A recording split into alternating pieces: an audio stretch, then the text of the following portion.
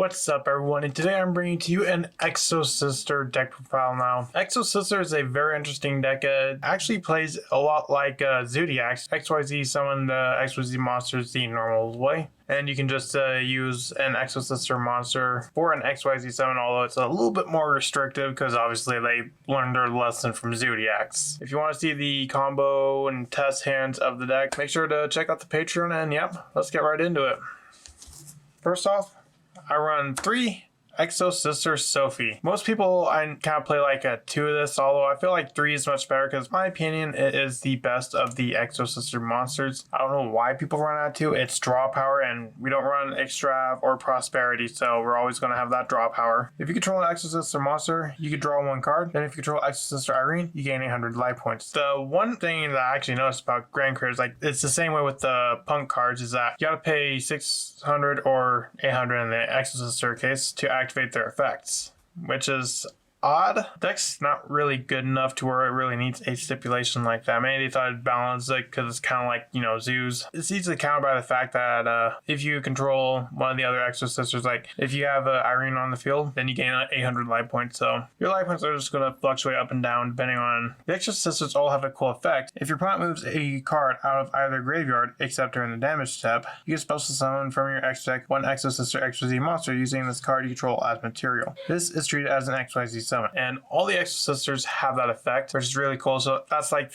how they're like Zodiacs, although your opponent has to move a card out of the graveyard in order for you to get that zoo-like effect, which in most cases is going to happen a lot because if your opponent banishes, if your opponent special summons a card from the graveyard, summons a card from the graveyard, or adds a card from the graveyard to your hand or something like that, then this will trigger the effect of the Exosisters. Although there are ways to where you can forcibly XYZ summon without having to use 2 Exosister monsters or your opponent having to move a card out of the graveyard. And it's out of the player's graveyard too. So let's say I'm going against Flunderies and they want to activate Stree, they'll trigger the Exosister's effect. I run 1 Irene. Irene, you place 1 Exosister card from your hand on the bottom of the deck, then draw 1 card. We only run 1 Irene because it's a weaker version of Sophia. Although if you have a Sophia on the field, you gain 800 life points. Now Irene, you have to place 1 on the bottom, which is how it's not quite as good with Sophia. It's just if you control another Exosister monster, which is pretty much most oftentimes going to be the case. Whereas Irene, you're not going to have a whole lot of Exosister cards in your hand because outside of the monsters, we don't run a whole lot of Exosister cards. Like I don't play Vadas, and I only play a certain number of the other Exosisters, and it's just not really worth it. Like the other Exosisters are just better. Next, I run 3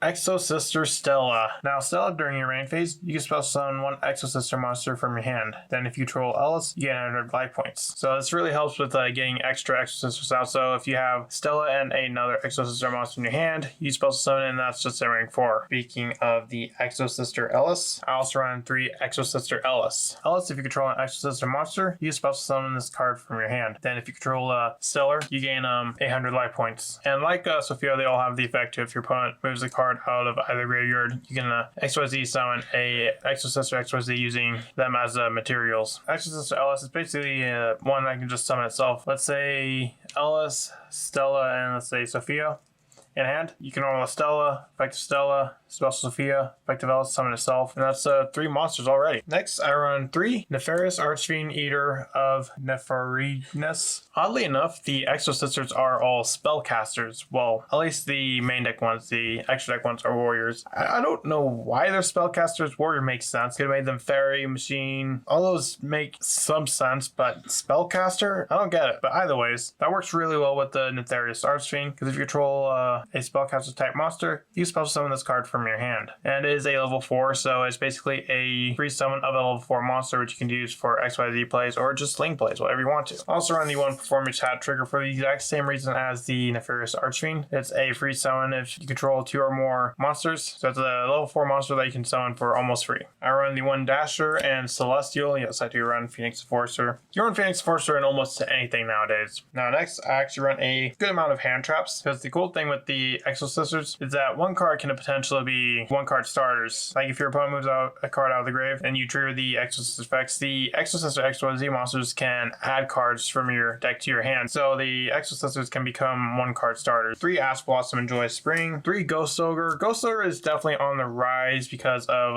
Adventure, and it's literally a card that can just take care of the Fateful Adventure. Also run the 2 Effect Veiler, 2 Nibiru, 2 Lancia, and the 1 Droll. If you want to take like another Nibiru, another Veiler out for another Droll, that's an option too. These are just the hand traps that I'm running. I'm not running Crow or Bell because they kind of, Crow doesn't, but conflicts with the entire deck because you want your opponent to move cards out of their graveyards, which Bell would negate, which would kind of be pointless and counterintuitive. 3 Exosister packs. Exosister packs during the main phase, you can pay 100 life points, add 1 Exosister card from your deck to your hand, except Exosister pack if the other Exosister monster mentioned is on your field or in your graveyard. So for example, let's say I had Irene in the graveyard and I added Sophia. I could special summon Sophia since Irene is in the graveyard. Or even if Irene was on the field, it would still work. I also run 3 Exosister Armament. Now, Armament is the way I was mentioning before. That is kind of a way around the Exosisters having to require your opponent to move a card out of the graveyard in order to XYZ summon. This, pay 100 life points, target an XYZ monster you control. Special summon Exosister XYZ monster from your extra deck with a different name than the card you control. So basically, it's kind of like a loophole around that effect to where you can just activate it for free and it literally becomes Zodiacs. Also on the 1 Exosister Carpe Diem. Carpe Diem is really cool because when you XYZ summon an Exosister monster, you declare 1 card name, negate the activated effects and effects on the field of cards with the original name until the end of this turn. Basically a kind of like a weaker cross out. It also has an additional cool effect that neither player can target Exosister monsters you control with effects of monsters that were special summoned from the graveyard. So it's a little bit of protection. And it's also another negation because you're going to be XYZ summon Exosister monsters quite a bit. If you have this and this, that's essentially just a free negate. And that works against any card. Like if you want to use it against a spell, trap, like let's say you're going against Eldritch and you want to turn Skill Drain off. Well, there you go. Skill Drain off. Also run the 2 Fusion Destiny for the Phoenix Forcer. 1 Pot of Desires. I still don't get why this card was limited to 1. Really kind of unfortunate because with Prosperity and Extra, that requires sacrificing extra deck cards. In Exosisters, you can't do that. Unfortunately, we need our extra deck quite a lot. 3 Crossout Designator. A hand trap can be very deadly, and especially if you get hand trapped twice in 1 turn. And with how Yu-Gi-Oh has kind of been evolving, like one thing I noticed at the regionals is that hand traps are in abundance. Like you'll probably get hand trapped 2 or 3 times a turn. So you definitely want to have that crossout. That way, if they want to Ash you, you'll have that. If they want to Veiler, Imperm, Bell, Nibiru, you got the out. Of course, the 1 Called by the Grave. For traps, 3 Imperm, pretty standard. Moving on to the extra deck, I run 3 Exosister Michaelis. All the Exosister XYZ monsters have the effect to where they cannot be destroyed by battle with the monster special summoned from the graveyard, and each of them have different effects when they are XYZ summoned. So Michaelis, during the turn is XYZ summoned. Quick effect, you can target 1 card your opponent controls or in the graveyard, banish it. So it is a disruption, and since that's how the Exosisters work, during your opponent's turn they move something out of the grave, summon an Exosister XYZ, then you got a negate or disruption or banish or something like that, which is why it's really good to have this card. If you have XYZ or an Exosister monster, it literally becomes a free banish or negate. And Michaelis, you can detach 1 material from this card, add 1 Exosister spell trap from your deck to hand. The really cool thing is the negate or the banish is you don't have to detach from it. You really only detach to search the Exosister spell trap. I also run the 2 Caspatel. Now, the effect of Caspatel when it's summoned really isn't all that important. It's better that neither player can special summon monsters from the graveyard for the rest of the turn. Against some decks, like it can be really good, but stuff like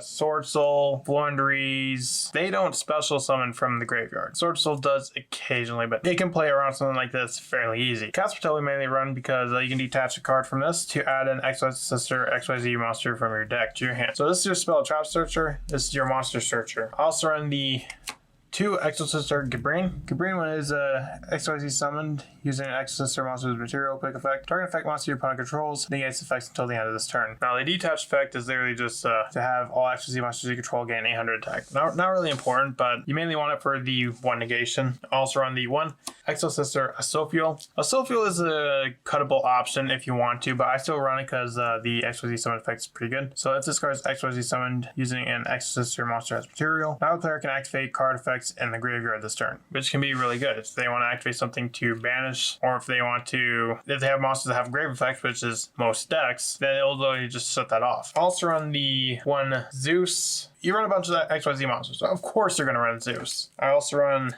the one Member F-Zero Utopic Future, and the one Utopic Draco Future. Draco Future is really cool. Basically, once per turn, when an opponent monster activates a detachable material from this card, negate the activation, then if that monster is on the field, gain control of it. So it basically negates and takes control of the monster. And the cool thing is that it can literally just be summoned right on top of the F-Zero Utopic Future. Player just needs 2 XYZ monsters with the same rank. 2 Exosisters goes into Utopic Future, then into Draco Future. Also run the one Verte, obviously for the Dragoon. 1 Selene Queen Master of Magicians. You don't really go into it too often. It's just there if you want to go into it because you do run a bunch of spellcasters. Access code talker to clean games up, and the one Destiny Hero Destroy Phoenix Enforcer. So that's it for my Exosister deck profile. What do you think? Think it's a pretty cool deck? Think it's got potential? Let me know in the comments and I'll see you in the next video I make. Bye.